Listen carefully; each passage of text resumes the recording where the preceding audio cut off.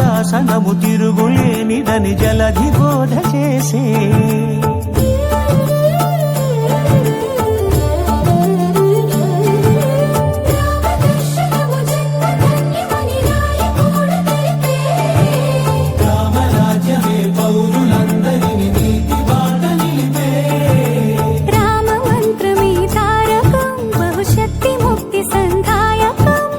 రామనామమే అమృతం శ్రీరామ కీర్తనం సుకృతం ఈ రామచంద్రుడే లోకరక్షయని అంతరాత్మ పలికే జగదానందకారక